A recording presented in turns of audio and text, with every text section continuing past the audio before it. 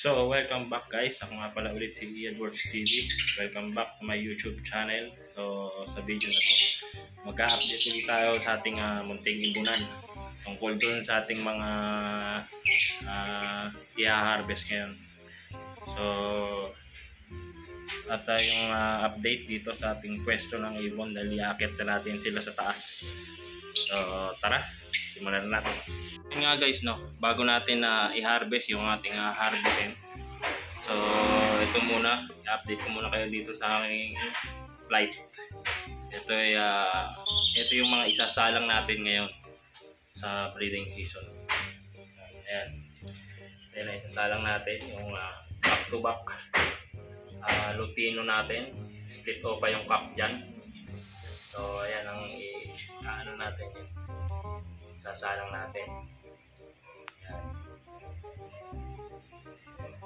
Project tayo ng Lutino Opaline dyan. Tapos, ayun yung nandun sa dulo. Ayun. Back to back green Opaline. Gagawin nating pamoster yan. Gagawin natin pamoster yung back to back Opaline na nandyan. Breeder na natin yan. Tapos dito puro basal.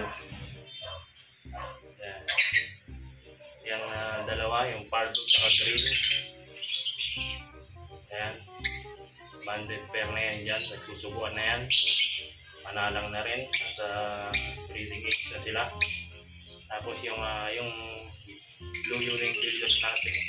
Saka yung pardo Opaline pilot. Ayan. Banded na rin sila. Kaso yung Pardo Opaline ay molting. Ay molting pa. So, pero isasalang na rin natin yan. At bago natin isalang yan, pupurgahin muna natin sila. So, siguro sa susunod na video na lang natin sila ililipat sa kanilang mga breeding cage, no? So, mag-harvest muna ako.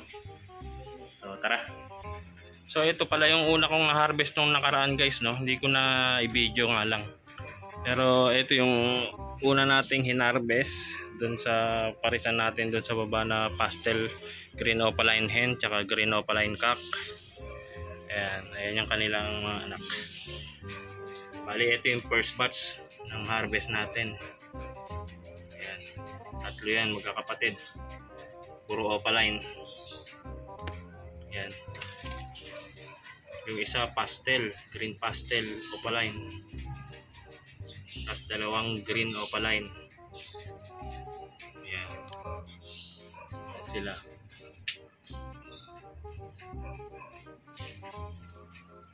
Ayan. Tapos meron pa tayong harvestin doon na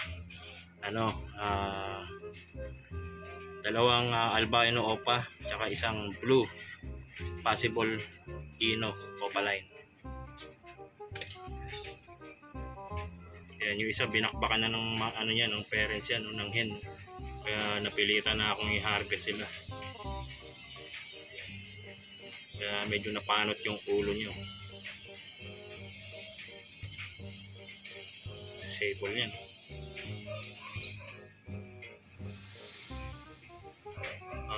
Tara, punta tayo ron sa haharvestin natin na dalawang albino opa tsaka blue Opaline possible ino. So ito nga guys, dito natin na-harvestin yung albino opa natin, yung mga pababa natin dyan. Isilipin natin. Bali anak nito yung albino opa, ito yung parents, yung green Ewing. Ayan, green Ewing opa split ino tsaka yellow bulls opa split ino yung magulang ng albino Opaline natin. So yung dalawa pinaposter natin dito. Ayun, lumalabas na yung albino opa. Ayan. Ayun na. Yun yung isa, yung blue Opaline. Ayan. Yan sila. Yan yung harvestin natin. Kasi paitlog na rin yung natin dito, yung breeder natin. Ito naman may itlog na, 4 na itlog nito. Pero meron pa silang sinusubuan na isang albino pa, kapatid nun. Kapatid na itong dalawa na nandito. So, dito naman sa taas, meron tong dalawang ilakay. Silipin natin kung gaano kalalaki na sila.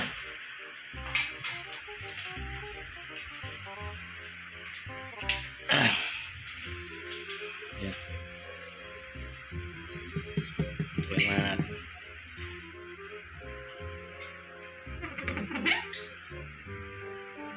So, yun. Ayan, dalawa. Tingin ko rito par blue.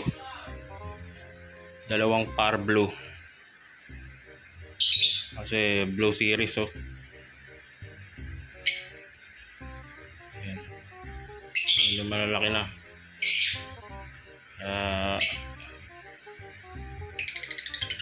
Ayos na ayos to. Ayan.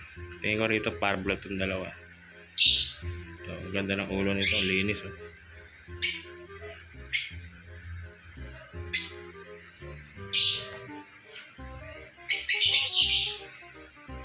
So, tara. Harvestin natin ang ating harvestin. So, yun nga. Harvestin na natin. Unahin na natin yan nandito. Ayan. Ayan. Ito lang yung ano natin. Wala akong tagahawak ng camera. Yun.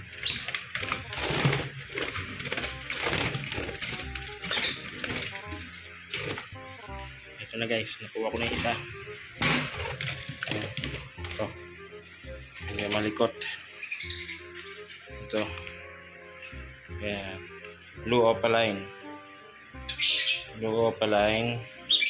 Possible Ino. Ang ID nito.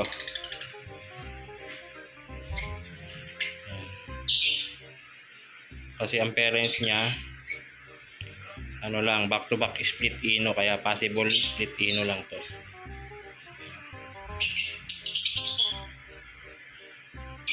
Sana kumarga yung Ino. Lagyan na natin.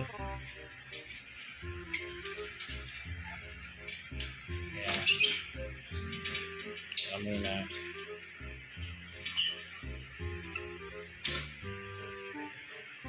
At kunin naman natin yung isa, yung albino.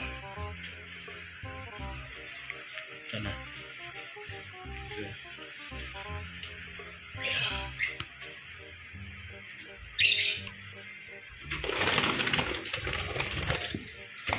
Sa baba.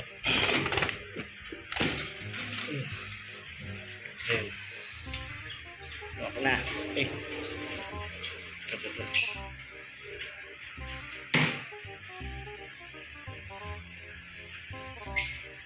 Ito guys, awa ko na. Ayan. Ayan, mag-buy ito open natin.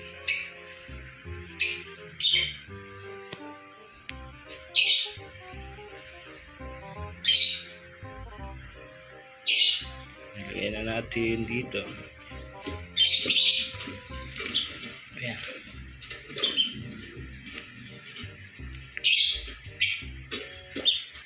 Ayan. Ayun. Yan na ang ating bagong harvest. Yan. First clutch to ng ano natin, parisan natin na yellow bulls opaline split Ino hen, tsaka green Ewing opaline split Ino. So first clutch to.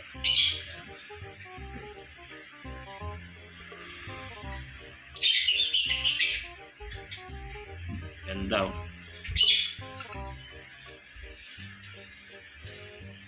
Yan, kaya ako nasabi na albino opaline itong puti dahil ang parents niya ay back to back opaline. So automatic opaline to. Lahat ng magiging anak nila opaline. So silipin naman natin yung isa na kapatid nila na nandito, na naiwan dito sa parents nila. Silipin natin. May itlog na to, 4 eh. Tingnan natin kung pwede nang i-harvest.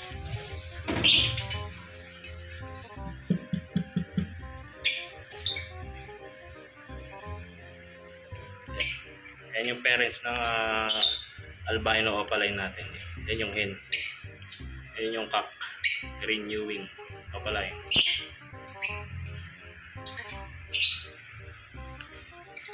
At yun, ay may 5 pala yung itlog.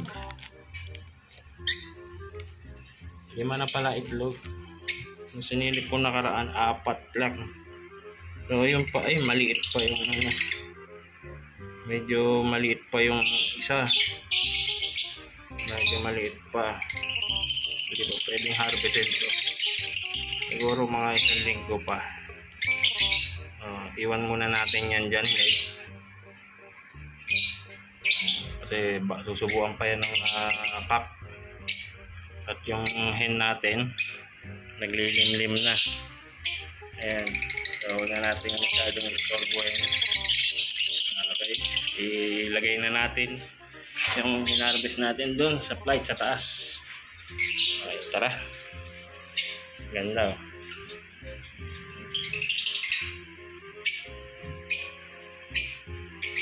So ito guys, ilalagay na natin sila dito sa flight. Ayan, para makasama nila yung una nating hinarvest, yung first batch.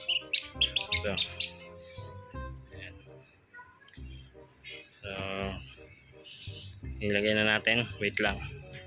Popause ko muna. So, ayan. Ayun. Pumasok na isa. Ayun, pumasok na 2. Okay. Ayun na sila. Ayun.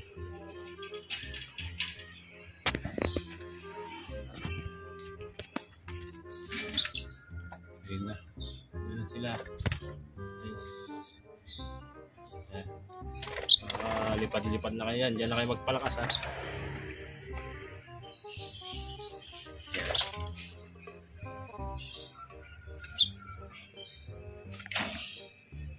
Ayan.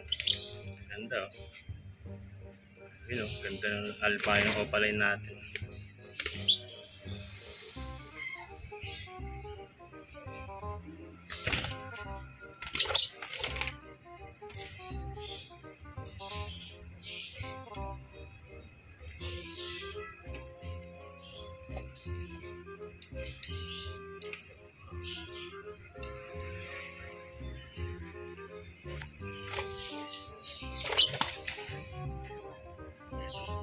Ganda oh. Oh.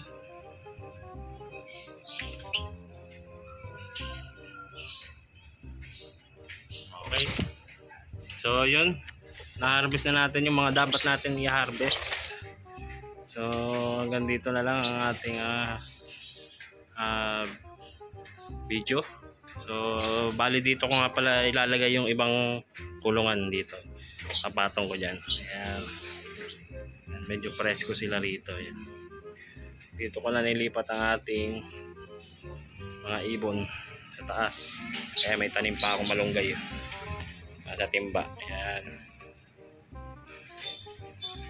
Ayan. So hanggang dito na lang guys. Ingat kayo lagi. God bless sa inyo lahat.